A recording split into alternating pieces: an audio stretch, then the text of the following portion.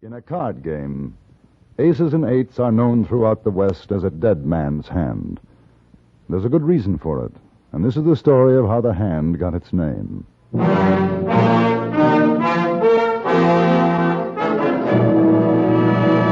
Frontier Gentlemen.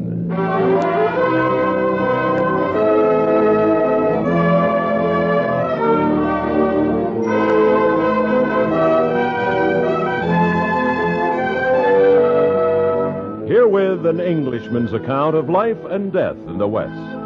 As a reporter for the London Times, he writes his colorful and unusual stories. But as a man with a gun, he lives and becomes a part of the violent years in the new territories. In just 1 minute, we will bring you this latest report from the Frontier Gentlemen. You know, the couple next door, simple, normal people whose ordinary experiences seem so much more amusing than our own. Well, if you haven't met these delightful young marrieds, by all means, make their acquaintance tomorrow and keep up with them every weekday when they come your way over CBS Radio. Alan Bunce and Peg Lynch, who play the couple next door, are heard over most of these same stations Monday through Friday.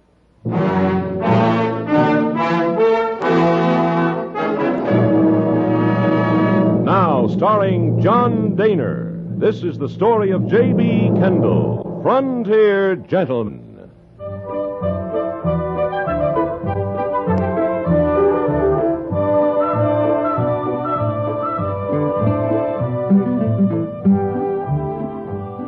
I had gone into the store of an outfitter named Judd Scott in order to purchase a new pair of boots.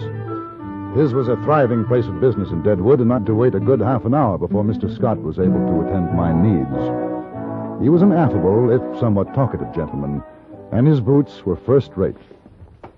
Sir, how's that feel? Seems right snug to me. You walk around in them.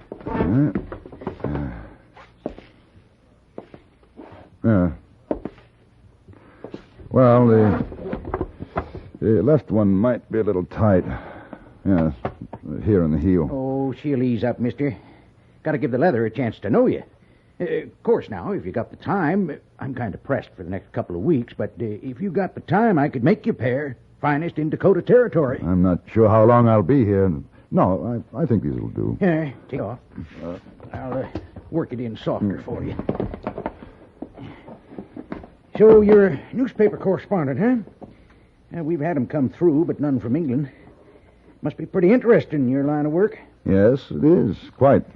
Guess the folks back there get a lot of pleasure reading about things hereabouts. You mean in Deadwood? Yes, I imagine it's interesting reading. At least I hope it is. Take a long time for a man to run out of things to write about. You met Wild Bill Hickok yet? Hickok? No. Well, now, that surprises me. You heard of him, ain't you? Well, I think so. Oh, there's talk that folks around's wanting to put him up for marshal in Deadwood. Really? Fact. Ask Jack McCoy, he knows. He told me. Well, where would I be likely to find him? Hickok ain't seen for a while. McCall, he's generally down to Carl Mann's saloon.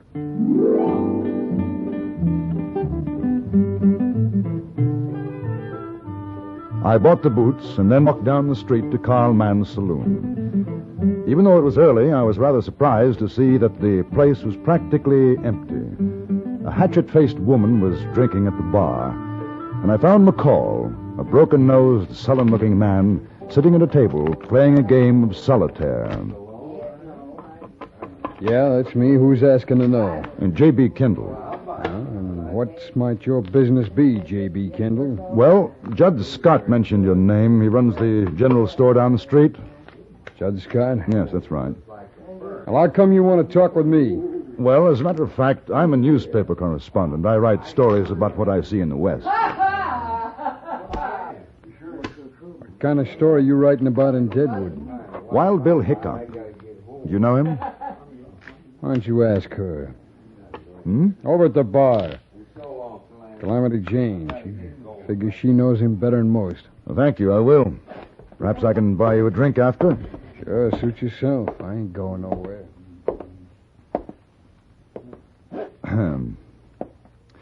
Miss Jane?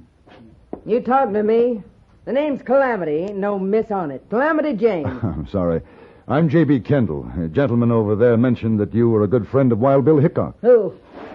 That ain't no gentleman. That's a stinking pig by the name of Jack McCall.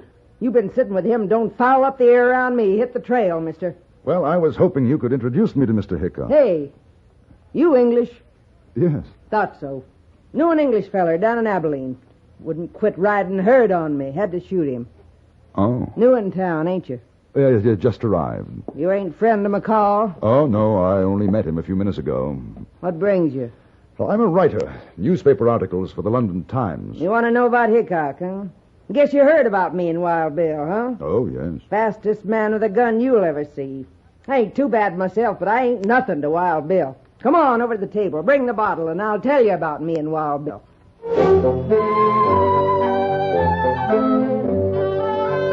Calamity Jane was a strange, almost masculine-looking woman, hard and rough-voiced.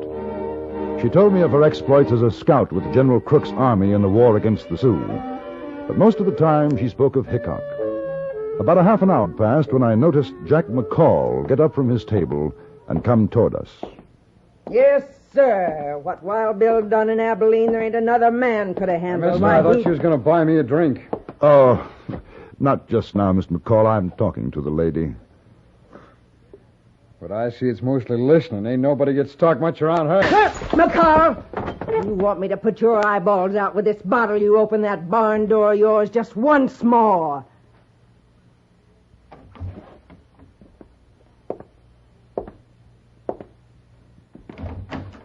Kendall, you come on down to the Boot Hill Saloon when you're through. I'll tell you the truth about that female polecat. Now, wait. One of these days, me or Wild Bill's gonna pump that coyote full of lead. Except he ain't worth wasting a ball on. He ain't no good. His pals is worse. You ever run into Tim Brady or Johnny Barnes? You watch your step, mister. Them's two of the boys, along with McCall, that Wild Bill's gonna run out of this town when he gets to be marshal. Where's Wild Bill now? Up in the hills, working his claim. Him and his partner, Colorado Charlie. They ought to be back by tomorrow. He'd like to meet you, mister. Wild Bill always had a liking for you newspaper fellas. Oh, now, watch your hurry. Sit down. We'll split another bottle. Oh, thank you. I think I'd better get settled. Wash some of this Dakota dust off me. What a dude. All right, go on up to the hotel. Tell them Calamity Jane sent you, and if they don't give you the best room, I'll shoot up the place.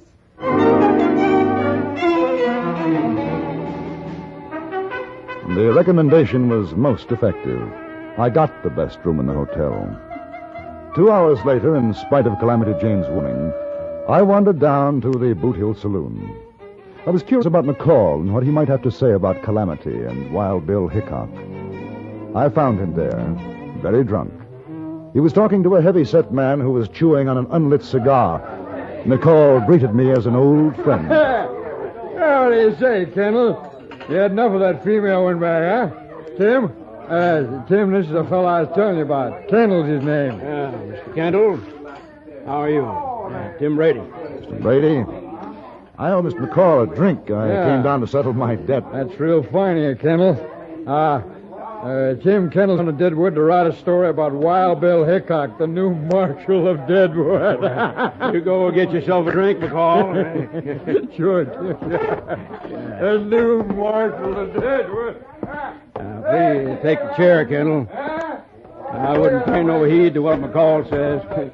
Not when he gets too much whiskey in him. Did he say something? About Hickok being marshal. Don't you believe it? The fellers around here, they don't want his kind. You go writing in your paper about a thing like that, you're going to have to turn right around right it ain't true. And he's not going to get the job? Well, now, I'll tell you. He does a lot of ear greasing, like that crowbait mare Calamity Jane. But all the things you hear are just a lot of brag. Hickok never plugged a man unless the feller's back was turned. No, I was down in Abilene when he dragged out Phil Cole. Was the worst thing you ever seen, shot him in the back. And by mistake, he goes and kills his own pal, Mike Williams. No, sir, Deadwood ain't going to put up a man like that for marshal. You think so? I don't know. I suppose it depends on how many want him. There you are. Well, there's a lot of them miners up in the hills. They're the ones, they figure he's a real big man. They heard all them crazy stories about him. You want to know what I think? I'd be very interested. Well, now, I don't think he lasts 2 minutes as a marshal before somebody shot the daylights out of him. Yes, sir. Best thing for Hickok to do is to get out of Deadwood and stay out. And if you see him, you tell him that.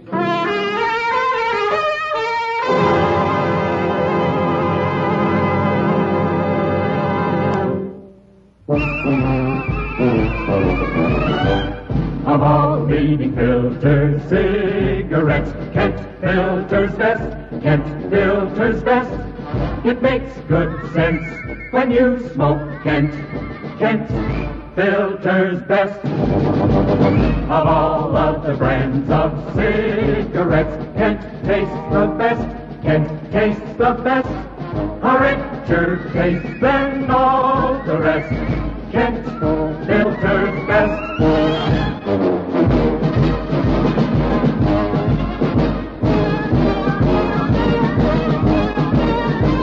It makes good sense when you smoke Kent. Of all leading filter cigarettes, Kent filters best.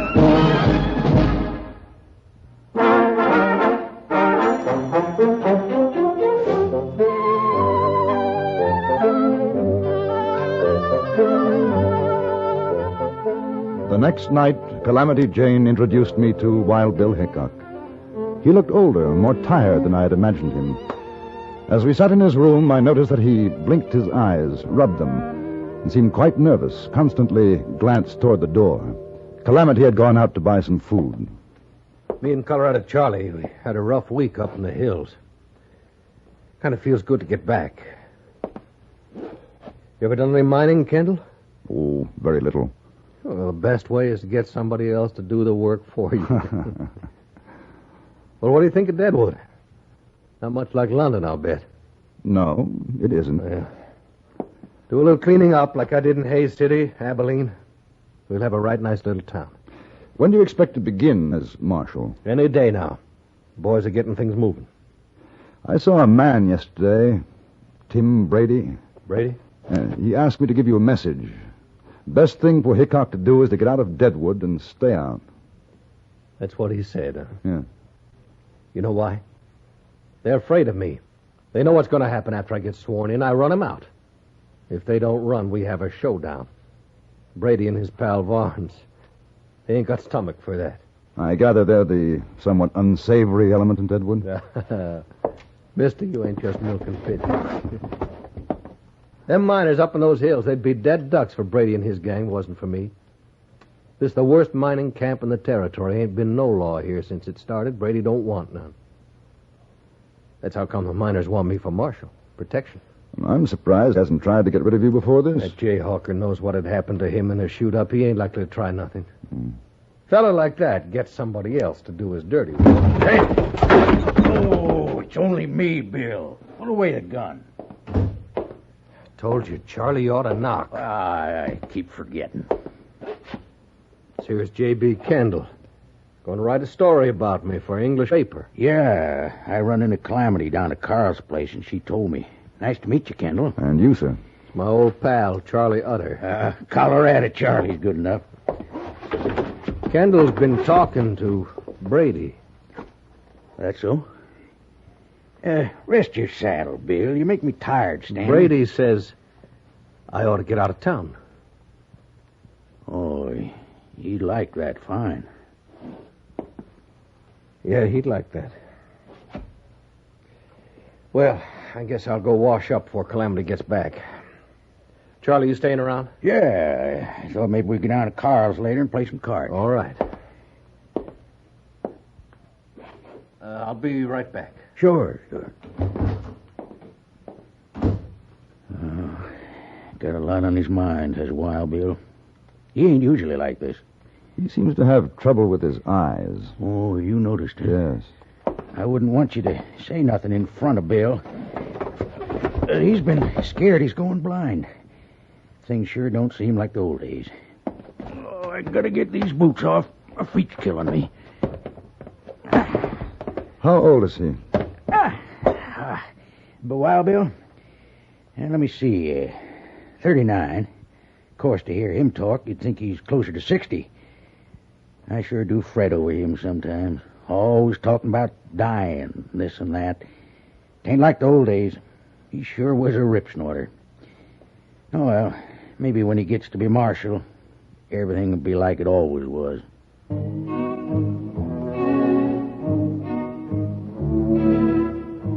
Calamity Jane came in with the food, and behind her, Bill Hickok. It was a strange supper. Both Colorado Charlie and Calamity picked up a stream of conversation, anecdotes singing the praise of Hickok's past accomplishments. But the atmosphere was strained. The man with the long hair didn't say very much. Afterwards, Charlie Utter invited me to accompany them to the saloon. I noticed that Hickok was reluctant. Possibly he had a feeling, a warning of what was to come. It was 8 o'clock when we arrived at Carl Mann's saloon and sat down at the card table.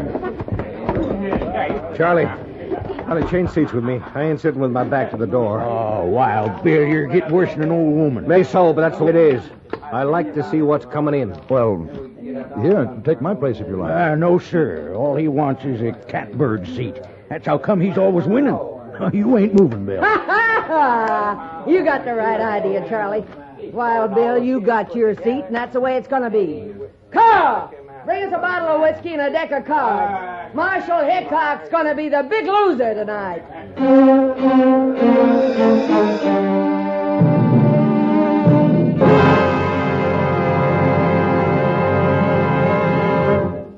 Who's the man with the genial good humor, fairly twinkling away behind the outsized eyeglasses? Robert Q., that's who. Who's the man whose mischievous variety show is yours to enjoy every weekday evening and Saturdays in the daytime, too? Robert Q., that's who. Tomorrow evening, again, over most of these same stations, enjoy CBS Radio's refreshing Robert Q. Lewis Show with its music, songs, and fun.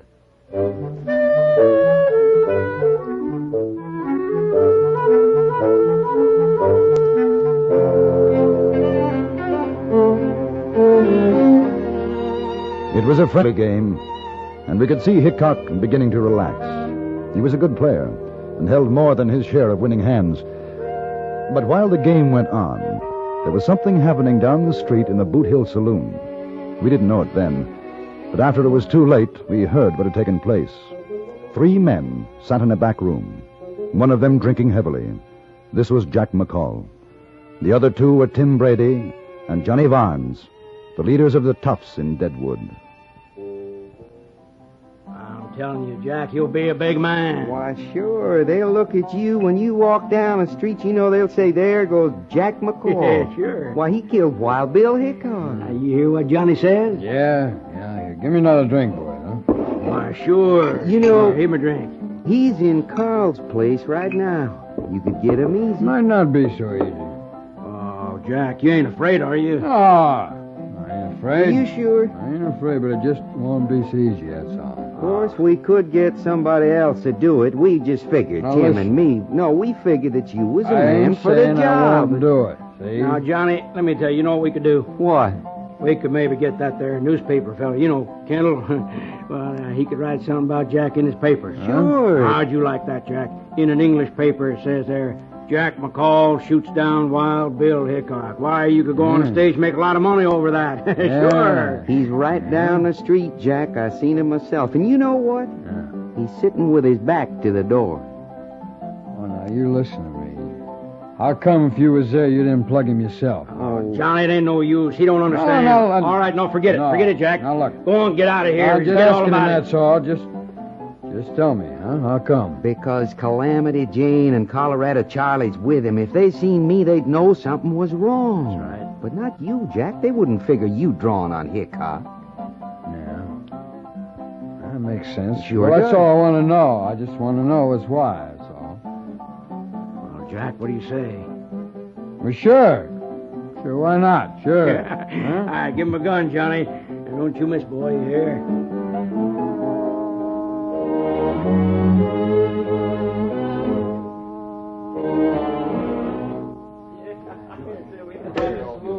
Three kings. He's beat you, Wild Bill. There'd be a son of a gun if he hasn't. I had you pegged for no more than 2 pairs.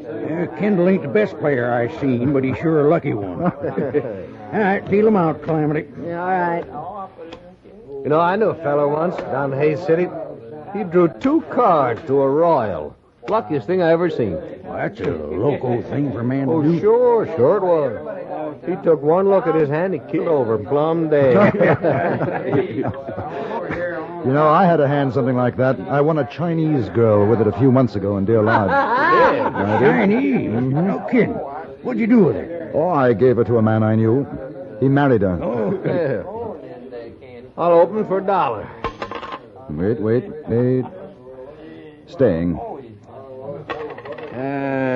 Stan. Me too. I ain't proud. There. Cards? Well, I'll take 3, Calamity.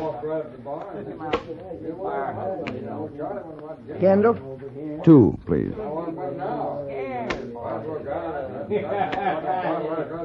Oh, give one. Now, there's a man's gonna drop dead if he pulls it right. How about you, Charlie? Oh, let me see. 2. Dealer takes 3. There's an honest woman.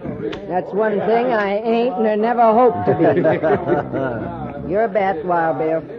All right, friends. I tell you, I'll make this just a little rough on you. $2. All right. I call. Not me. I ain't dropping dead, neither. I'll see you. I'm a sucker. All right. What have you got, Wild Bill? The prettiest 2 pair you ever seen. Aces and 8s. Wild Bill Hickok slumped forward on the table. He still had the winning smile on his face, and the cards crumpled in his tightening fist.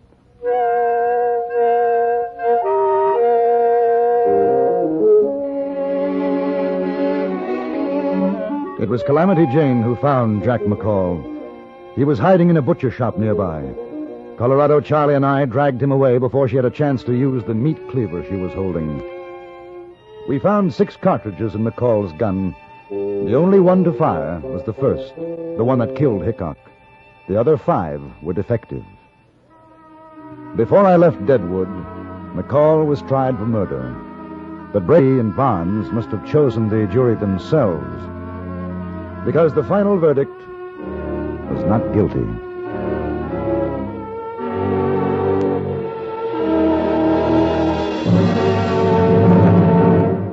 Frontier Gentleman was written, produced, and directed by Anthony Ellis and stars John Daner as J.B. Kendall. Featured in the cast were Lawrence Dobkin, Virginia Gregg, Jack Moyles, Jack Crucian, Stacey Harris, and Vic Perrin.